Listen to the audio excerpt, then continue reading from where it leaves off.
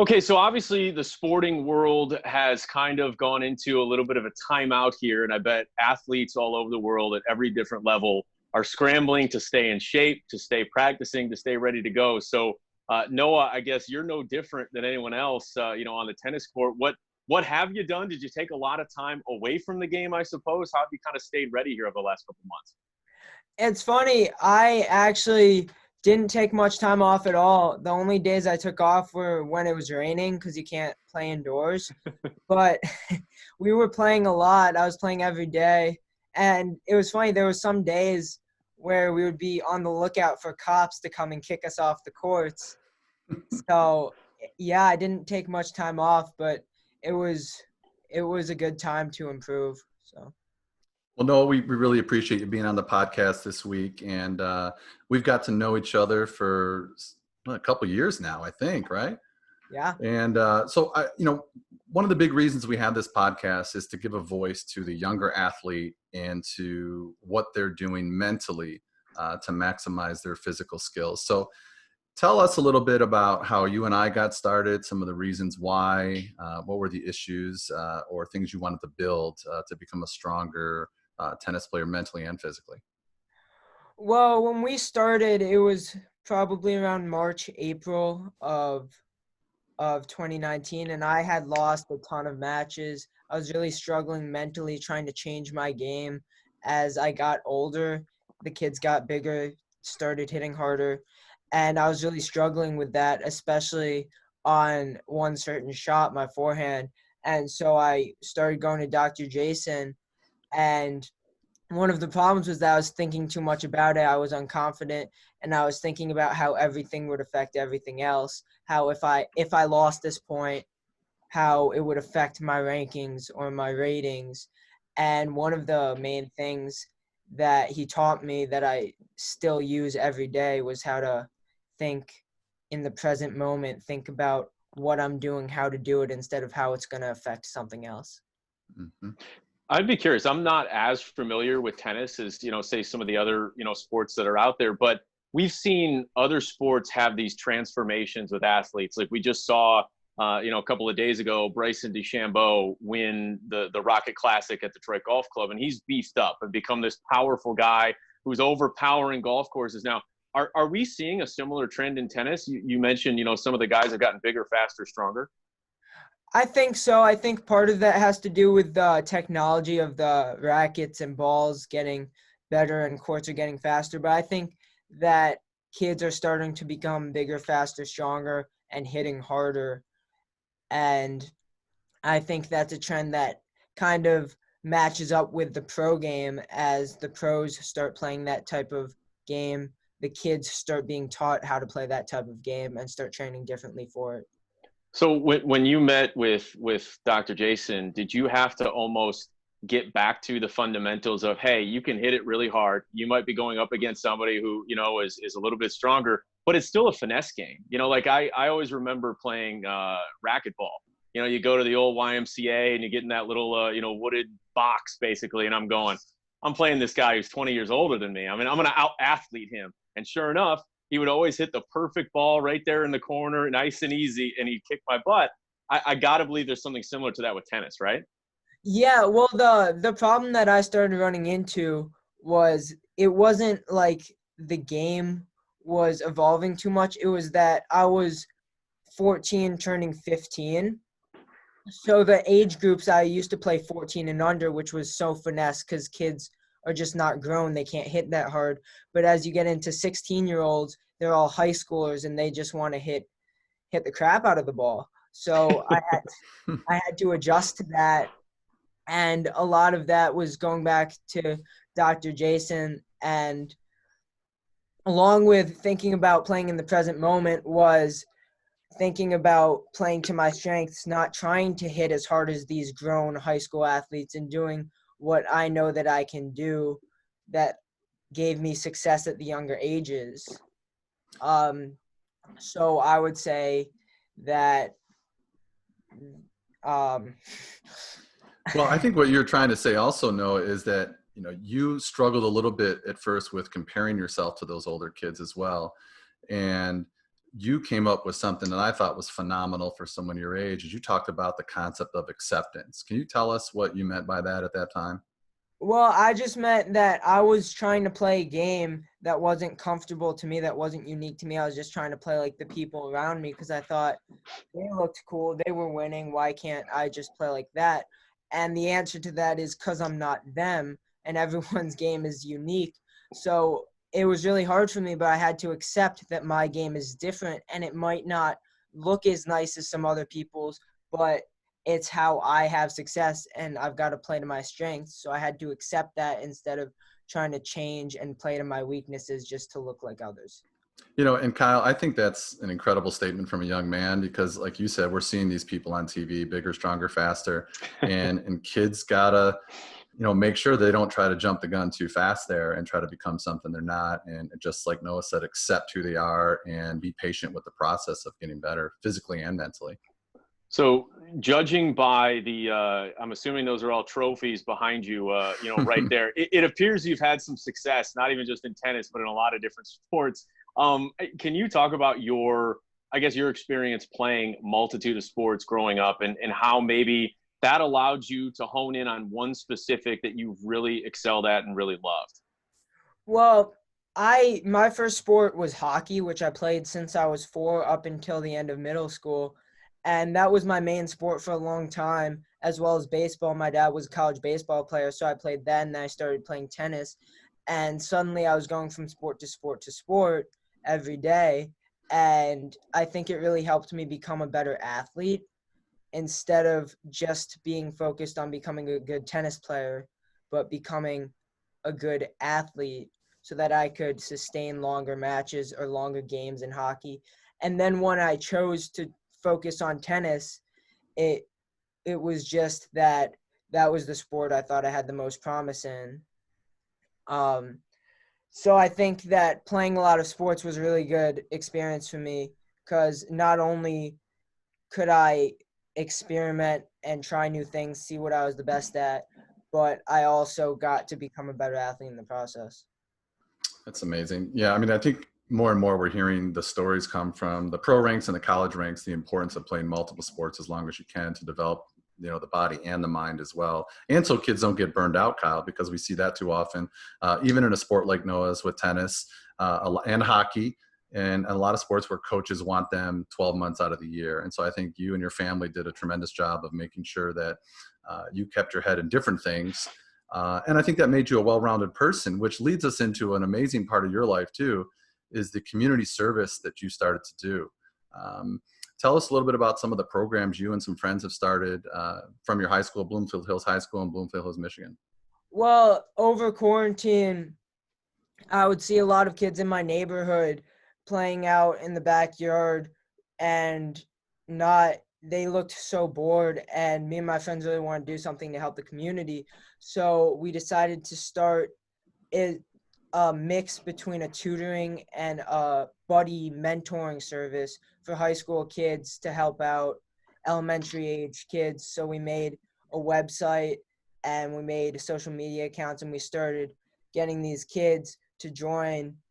And what we would do is we would have like a Zoom meeting between a high schooler and an elementary school student, and they would work on something that was academic but also fun, because another thing that's overlooked is that these kids, they would have a Zoom meeting with their teacher once a day, but the reality is an elementary school student wants to talk to an older kid because that's who they look up to. And so we were able to work with them and create bonds that I feel like will last a while. How receptive were a lot of these younger kids early on? I mean, you know, as you grow older, you grow a little bit more, you know, confident and all that in the years, but I got to believe intimidating when, you know, you might be an elementary, you know, age kid, and all of a sudden you're talking to, you know, a great athlete who's a sophomore in high school. That can be a little bit tough. So I guess, how did you go about breaking the ice and getting more and more kids involved? Well, one of the things we did is look up icebreakers. But, no, we would try to get a feel for what they liked, what they didn't like.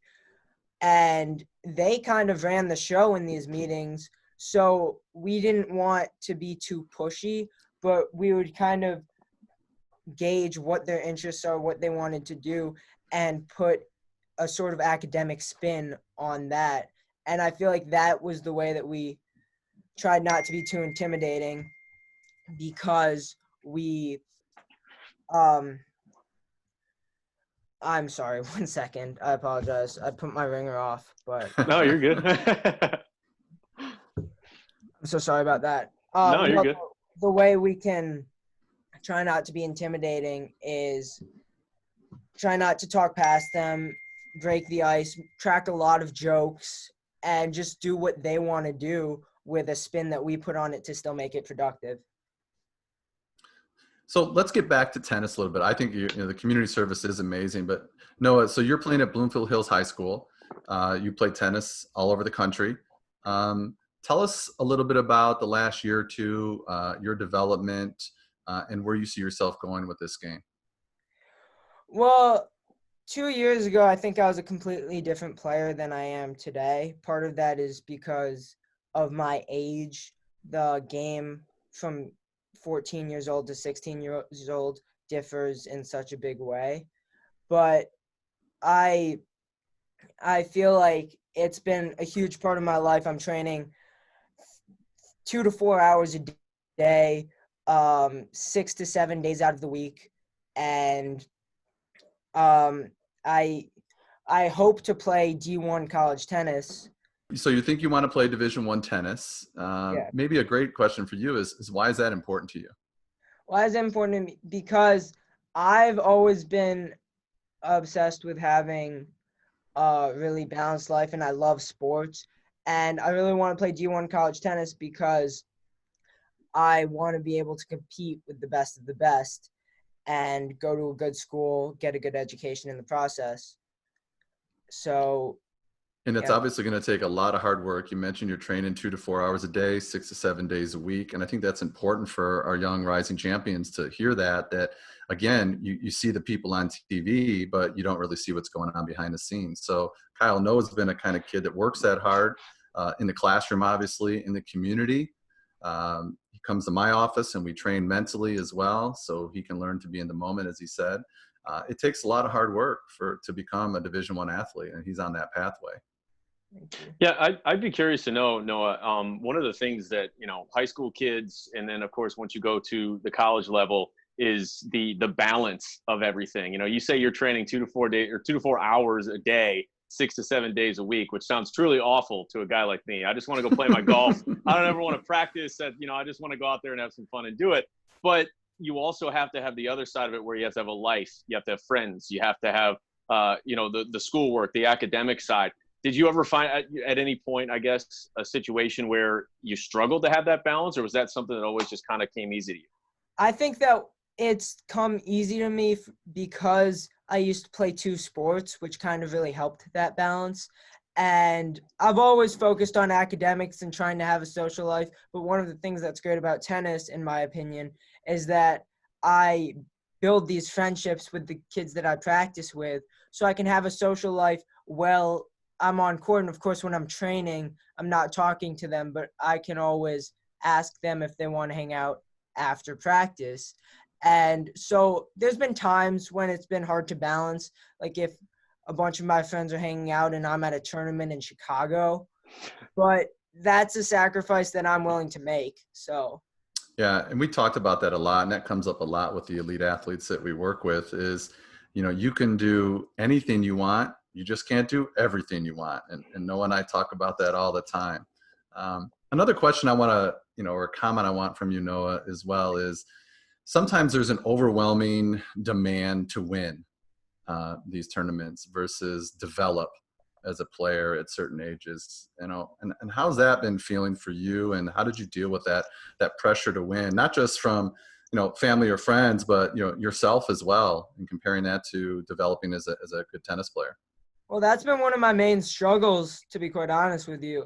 I put so much pressure on winning, so much pressure on myself, and I think the way to get past that is sometimes looking yourself in the mirror and thinking, what do I have to work on?